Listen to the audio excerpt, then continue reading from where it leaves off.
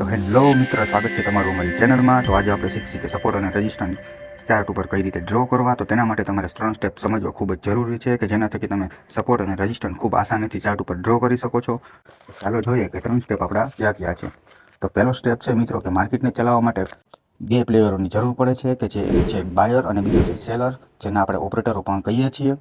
તો તે ઓપરેટરો ખૂબ જ વધારે ક્વોન્ટિટીમાં બાય અને સેલ કરતા હોવાથી તે માર્કેટ ઉપર અને નીચે લઈ જઈ શકે છે, કેમ કે તેઓની ક્વોન્ટિટી ખૂબ જ વધારે હોય છે। પણ બાય અને સેલ તો આપણે પણ કરી શકીએ। તો આપણાથી માર્કેટ ઉપર કે નીચે જાતી નથી, મતલબ કે આપણે એટલી બધી ક્વોન્ટિટીમાં બાય અને સેલ નથી કરી શકતા, કેમ કે આપણે રિટેલર કહેવાય છીએ। માનો કે કોઈ પણ એક શેર 1000 રૂપિયા છે, તે બાયર તે શેરને જોઈને એવું વિચારશે કે હું તે 1000 રૂપિયાનો શેર પહેલાં બાય કરી લઉં, જેવો જ તેમનો ભાવ 1500 થશે એટલે હું તેને સેલ કરી દઈશ અને 500 રૂપિયા પ્રોફિટ કમાઈ લઈશ। પણ જ્યારે સેલર છે તે કંઈક અલગ જ રીતે જોશે। સેલર છે તે 1000 રૂપિયાના શેરને પહેલાં સેલ કરશે અને એવું સમજશે કે જ્યારે તે ભાવ ઘટીને 500 રૂપિયા થાય ત્યારે હું તેને બાય કરીને 500 રૂપિયા પ્રોફિટ કમાઈ લઉં। પણ એ તો કંઈક ઊંધું થયું। તો સેલર છે તે કોઈ પણ શેરને પહેલાં સેલ કરે છે, જો ભાવ ઘટે તો તેને પ્રોફિટ થાય છે, અને બાયર છે તે કોઈ પણ શેરને પહેલાં બાય કરે અને એવું વિચારે છે કે તેના ભાવ વધે, જો ભાવ વધે તો બાયર્સને પ્રોફિટ થાય છે, કે જ્યારે સેલરને ભાવ ઘટે તો પ્રોફિટ થાય છે। તો બીજી વાર સાંભળો ફ્રેન્ડ, કે કોઈ પણ સેલર છે તે 1000 રૂપિયાના તે શેરને પહેલાં સેલ કરશે અને જ્યારે તેનો ભાવ ઘટીને 500 રૂપિયા થઈ જશે તો તે જ શેરને તે પાછો બાય કરશે। મતલબ કે 1000માં સેલ કરશે, 500માં બાય કરશે, એટલે તેને 500 રૂપિયાનો પ્રોફિટ થશે। પણ તો તમે એવું કહીશો કે તેમની પાસે તે શેર પહેલાંથી છે જ નહીં, મતલબ કે તે શેર તેને બાય જ નથી કર્યો, તો તે સેલ કેવી રીતના કરશે? તો તેમનો જવાબ છે કે કોઈ પણ બ્રોકર્સ છે તેની પાસે પહેલેથી જ બધા શેર અવેલેબલ હોય છે, મતલબ કે તેની પાસે બધા શેર પહેલેથી જ સ્ટોકમાં હોય છે। જ્યારે સેલર સેલ ઓર્ડર મારશે, જ્યારે તેમનો બ્રોકર્સ છે તે તેમનો શેર સેલ કરી દેશે, મતલબ કે વેચી નાખશે। પછી જ્યારે પણ સેલર પાછો બાય કરશે, ભાવ ઘટીને 500 થાય ત્યારે પાછો સેલર તે બાય કરશે, ત્યારે તે બાય થયેલો શેર તે તેમના બ્રોકર પાસે વયો જશે, મતલબ કે તેમનો બ્રોકર તેમને તે શેર ઉધાર દે છે અને તે શેર બ્રોકર વેચી નાખે છે। અને જ્યારે પણ તે સેલર પાછો તે શેર બાય કરે છે 500 રૂપિયાનો, તો તે શેર બાય થઈને બ્રોકર પાસે વયો જાય છે। તો એનો મતલબ એવો થયો કે તે સેલર પહેલાં તેના બ્રોકર પાસેથી ઉધાર શેર લીધો 1000 રૂપિયાનો, પછી તે 1000 રૂપિયાના શેરને તેમને વહેંચી નાખ્યો, પછી પાછો તેને 500 રૂપિયાના ભાવમાં ખરીદી લીધો અને તે જ શેર પાછો તે તેના બ્રોકરને પાછો પણ આપી દીધો। તો આ રીતની કંઈક સાયકલ હોય છે સેલરની। તો આમાં જોવાનું એ છે કે બાયર જે છે તેને માર્કેટ ઉપર જાય તો પ્રોફિટ થાય, અને જે સેલર છે તેને માર્કેટ નીચે આવે તો પ્રોફિટ થાય। મતલબ બે અપોઝિટ દિશામાં, એટલે કે એકબીજાના વિરુદ્ધ છે।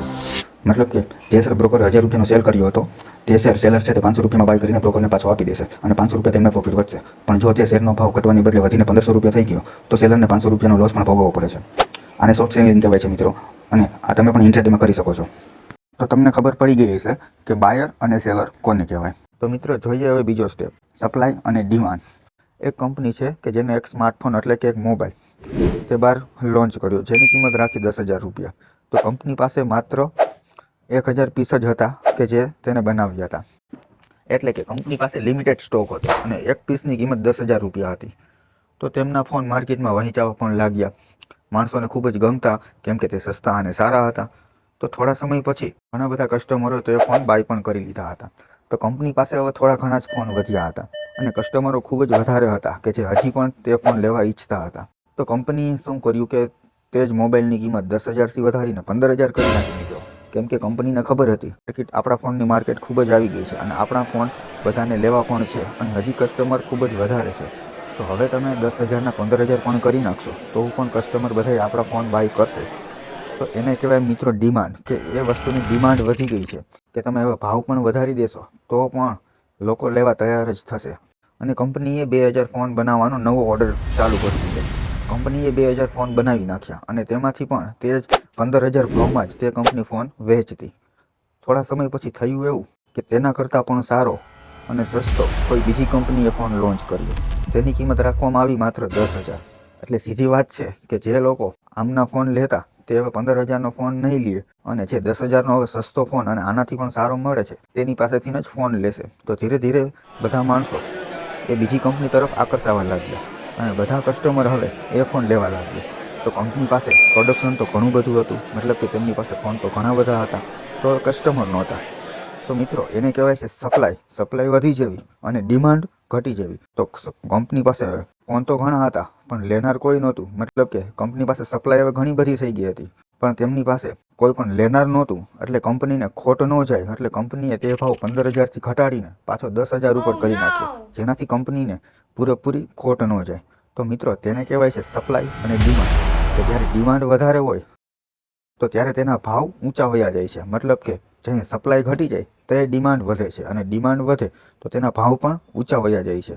અને જો સપ્લાય વધી જાય અને ડિમાન્ડ ઘટી જાય તો ભાવ પણ નીચા ઉતરી જાય છે. તો તમે સમજી ગયા હશો કે સપ્લાય અને ડિમાન્ડ કોને કહેવાય. તો જઈએ હવે આપણે ત્રીજા સ્ટેપ બાજુ. ધારો કે કોઈ પણ 5,000નો શેર છે જે એક દિવસમાં ઘટીને સીધો 1,000 રૂપિયાએ આવી ગયો છે, તો કોણ કોણ એમને લેવા તૈયાર થશે?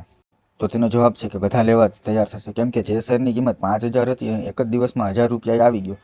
તો તમને અને મને બધાને એમ થશે કે 1,000 રૂપિયાનો શેર થઈ ગયો તો આજે હું આમાં ઇન્વેસ્ટ કરી નાખું, મતલબ કે 1,000 રૂપિયાનો શેર હું લઈ લઉં. અને 1,000 રૂપિયાનો શેર લેવા બધા આવશે એટલે શું થશે કે ડિમાન્ડ વધી જશે, ડિમાન્ડ વધશે અને બધા એક જ સાથે બાય કરશે એટલે તે શેરનો ભાવ વધશે. વધીને માનો કે તે શેરનો ભાવ પાછો 5,000એ પહોંચી ગયો. તો ભાવ વધ્યો ક્યાંથી? તો કે 1,000થી ભાવ વધ્યો તો ત્યાં એક સ્વિંગ બન્યું. એ સ્વિંગ બન્યું મતલબ કે ત્યાંથી ભાવે વળાંક લીધો, તો તેને આપણે સ્વિંગ બન્યું એમ કહી શકીએ. તો જ્યાંથી ભાવ વધ્યો તો ત્યાં એક સ્વિંગ બન્યું એટલે કે તેને એક આપણે સપોર્ટ માની લેશી, કે કેમ કે ત્યાંથી ભાવ નીચે ન ગયો અને ત્યાંથી પાછો વળી ગયો એટલે તે તેનો સપોર્ટ થઈ ગયો છે મિત્રો. એટલે આ તેનો સપોર્ટ થઈ ગયો. એટલે માનો કે ભાવ તે 5,000એ પહોંચી પણ ગયો. તો 5,000એ પહોંચી ગયો તો જેને 1,000એથી લીધો હશે તેને ઘણાને એવો વિચાર આવશે કે હવે તો 5,000 થઈ ગયો, આપણે 1,000એથી લીધો તો 4,000 નફો આપણે કમાઈ લીધો અને હવે આપણે આમાંથી એક્ઝિટ કરી નખાય. એટલે જેને 1,000એથી બાય કર્યો તો એ 5,000 આવીને એક્ઝિટ કરશે એટલે તેમનો ઓર્ડર સેલ ઓર્ડરમાં લાગશે, કેમ કે પહેલાં તેને બાય કર્યો હતો એટલે કે ખરીદ્યો હતો તે શેર, અને હવે તે 5,000 આવીને વહેંચી નાખશે એટલે કે સેલ ઓર્ડર લાગશે. તો સેલ ઓર્ડર લાગશે તો શું થશે? સેલિંગ આવશે. સેલિંગ મતલબ કે તેમાં સપ્લાય આવશે, કેમ કે ત્યાં ઘણા બધા લોકો એક સાથે સેલ કરે છે. ત્યારે સપ્લાય જોઈને થોડીક માર્કેટ નીચી પડે છે આમ તો તે જોઈને સેલર પણ આવશે કે આપણે 5,000નો શેર છે અને જે હવે નીચો પડે છે તો આપણે આમાં પણ સેલ કરી દઈએ 5,000થી અને પાછો ભાવ 1,000 આવી જાય તો આપણે 4,000નો પ્રોફિટ થઈ જાય. તો સેલર પણ અહીંયા થોડા ઘણા આવશે એટલે માર્કેટ થોડીક નીચે આવશે, ભાવ થોડોક નીચો આવશે. તો ભાવ થોડોક નીચો આવશે તો આમાં અમુક જણા એવા પણ છે કે જેને 1,000એથી શેર લીધો છે તેને આમાંથી હજી એક્ઝિટ નથી કર્યું, એમને એમ છે કે હજી 5,000થી પણ ઊંચો જશે અને અમુક લોકોએ અહીંયા એક્ઝિટ કરી નાખ્યું જેની સપ્લાય અહીંયા થઈ ગઈ. અને બીજા અમુક એવા પણ લોકો છે કે જે અહીંયા અત્યારે આવ્યા અને એમ કીધું કે અમારે ભલે આ કિંમત થઈ ગઈ, અમારે અહીંથી પણ આ જ શેર હજી લેવો છે, મતલબ કે 5,000થી અમારે હજી પણ આ શેર અમે લેવા તૈયાર છીએ ભલે 5,000 કિંમત થઈ ગઈ. તો અમુક એવા પણ લોકો અહીંયા આવશે બાયર્સ કે જેને હજી પણ આ જ કિંમતે શેર લેવો છે, તો એ પણ અહીંયા બાય કરશે. તો પણ એની ક્વોન્ટિટી વધારે હતી, એ લોકોની સંખ્યા બહુ જ વધારે હતી આ સેલર કરતાં. એટલે શું થયું કે એ લોકોએ એક સાથે પાછું બાઇંગ કર્યું એટલે તે પાછા ભાવને ઉપર લઈ ગયા, મતલબ કે તેમની ડિમાન્ડ વધી ગઈ એટલે એ ભાવ વધીને પાછો 10,000 પહોંચી ગયો મિત્રો. તો હવે આપણે એક નીચેથી જોઈ કે આ એક સપોર્ટ હતો, 1,000 રૂપિયાથી ભાવ પાછો ઉપર આવ્યો તો આ તેનો સપોર્ટ થયો, મતલબ કે અહીં કોણ એવું બધું હતું કે જે માર્કેટને કે જે આ ભાવને એટલા બધા ઉપર લઈ ગયા, તો કે અહીં એટલું બધું બાઇંગ થયું હતું. તો આપણે આ સપોર્ટને બાઇંગ ઝોન કહી શકશે, મતલબ કે આ સપોર્ટ ઉપર બાયરો બેઠા છે. તો પાછા અહીંયા જ્યારે ભાવ 5,000 આવ્યા અને અહીં સેલિંગ આવ્યું હતું તો ત્યાં પર એક સ્વિંગ બન્યું છે. જુઓ તો તે જે સ્વિંગ બન્યું છે એની ઉપર પણ આપણે એક લાઇન ડ્રો કરશું, જે લાઇનને આપણે કહીએ રજિસ્ટર, કે જ્યાંથી સેલરો પણ થોડા આવ્યા હતા અને સેલિંગ પણ થયું હતું. તો તે થયું રજિસ્ટર. પણ સેલરો કરતાં અહીં બાયરો વધી ગયા હતા એટલે પાછું બાઇંગ આવ્યું અને ભાવ રજિસ્ટરને તોડીને 10,000 પહોંચી ગયા. તો મિત્રો સીધી વાત છે કે 1,000થી ભાવ 10,000 પહોંચી ગયા તો હવે કોણ નહીં પ્રોફિટ કરવાનું વિચારશે? બધાને પ્રોફિટ તો હવે કરવો જ પડશે, કેમ કે 1,000થી 10,000 પહોંચી ગયા, જેને 5,000થી લીધા હશે તેમના પણ હવે 10,000 પહોંચી ગયા તો તેમને પણ 4-5,000નો નફો હવે થઈ જ ગયો હોય. તો તે બધા હવે શું કરશે કે હવે અમારે પ્રોફિટ કરી લીધું છે, અમે એક્ઝિટ કરી નાખી. તો એક્ઝિટ કરશે એટલે મેં તમને કીધું હતું એમ કે પાછો તેમનો સેલ ઓર્ડર લાગશે, કેમ કે તેને બાય કર્યું છે અને હવે તે તેમાંથી એન્ટ્રી એક્ઝિટ કરશે એટલે તેને વહેંચી નાખશે એટલે સેલ ઓર્ડર લાગશે. સેલ ઓર્ડર લાગશે એટલે ભાવ પાછા થોડાક નીચે આવશે અને સપ્લાય વધશે. તો હવે પાછા સેલર પણ આવશે આમાં, કેમ કે સેલરને તો તેમાં જ પ્રોફિટ થાય છે કે જેમાં ભાવ નીચા પડે છે. એટલે સેલર હવે અહીંયા આવશે. સેલર આવશે એટલે સેલર પણ આમની સાથે જ એન્ટ્રી કરશે. પ્લસ ઉપરથી એટલું બધું સેલિંગ પણ આવ્યું કે આ લોકોએ એક્ઝિટ કર્યું તો તેનું પણ સેલિંગ આવ્યું, અને પ્લસ એમની ભેગા સેલરો પણ.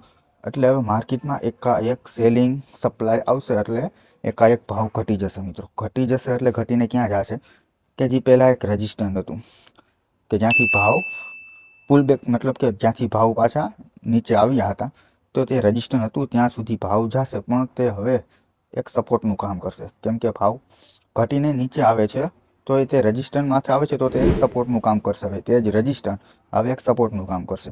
તો ત્યાં અમુક એવા પણ લોકો હશે કે જેને પહેલાં 5,000થી પાછું બાઇંગ કરવું હતું કે ભાવ 10,000 જશે અને તે ત્યારે ન કરી શક્યા, મતલબ કે તે ચૂકી ગયા હતા. તો પાછા પણ અમુક લોકો એવા રાહ જોતા હશે કે ભાવ પાછો 5,000 આવે તો પાછા અમે બાય કરી લઈએ અને પાછા અમે ઉપર જાય તો પ્રોફિટ કરી લઈએ. તો એવા લોકો થોડા ઘણા હશે ત્યાં બાય કરશે. તો તે અહીંયા બાય કરશે અને ઉપરથી જેને સેલિંગ કર્યું છે તે લોકો પહેલો પ્રોફિટ કરવા તેનો પહેલો ટાર્ગેટ આ રજિસ્ટન્સ મતલબ કે સપોર્ટ હશે. તો તે લોકોએ પહેલાં જેને અહીંયા સેલિંગ કર્યું છે તો તે અહીંયા બાઇંગ પણ કરશે એટલે તેને પ્રોફિટ થઈ જાય. અને થોડાક લોકો અહીં પાછું બાઇંગ પણ કરશે, નવા બાયરો પણ આવશે કેમ કે સપોર્ટ છે એટલે. તો બાયરો અને અહીંથી થોડુંક સેલિંગ છે એ પાછું બાઇંગ થશે તો પાછી થોડીક ડિમાન્ડ માર્કેટ દેખાડશે, મતલબ કે પાછી થોડીક માર્કેટ ઉપર જશે. પણ થોડીક ઉપર જશે પણ તો અહીં તો સેલરો આવી થઈ ગયા છે કે ના ગમે એમ થાય હવે તો ભાવ નીચે જવા દેવા છે, સેલિંગ કરો. એટલે તે બાયર છે તેની કરતાં પણ વધારે ક્વોન્ટિટીમાં સેલ ઓર્ડર કરશે એટલે આ પણ સપોર્ટ તૂટી જશે અને આ તૂટશે મિત્રો, આ સપોર્ટ તૂટશે તો હવે ભાવ ક્યાં જશે? તો સીધી વાત છે તે ભાવ હવે પાછા 1,000 ઉપર જ જશે અને 1,000 ઉપર જેવા ભાવ જશે તો આ ઝોન ઉપર કોણ છે મિત્રો? મેં તમને પહેલાં જ કીધું હતું, આ ઝોન ઉપર બાયર્સ છે કે જેને અહીંથી માર્કેટને 10,000 સુધી લઈ ગયા હતા. તો પાછું અહીં 1,000 ભાવ આવશે એટલે પાછું બધાને અમુક લોકોને એમ થશે કે ભાવ સાવ ઘટી ગયા, ચાલો પાછા આપણે શેર લઈ લે. એટલે પાછા અહીંયા બાયર આવશે અને પાછી અહીંથી માર્કેટ ઉપર જવાની શક્યતા રહેશે. તો મિત્રો તમે સમજી ગયા હશો કે કેવી રીતના બાઇંગ થાય છે અને કેવી રીતના સપોર્ટ અને રેઝિસ્ટન્સ બને છે. કંઈક આવી જ રીતના પણ આપણે ચાર્ટમાં સપોર્ટ અને રેઝિસ્ટન્સ ડ્રો કરશું. તો ચાલો મિત્રો હવે જઈએ આપણે કોમ્પ્યુટરની સ્ક્રીન ઉપર કે જ્યાં હું તમને લાઈવમાં રેઝિસ્ટન્સ, સપોર્ટ અને ટ્રેન્ડ લાઇન કઈ રીતે ડ્રો કરવી હવે હું તમને તે સમજાવું.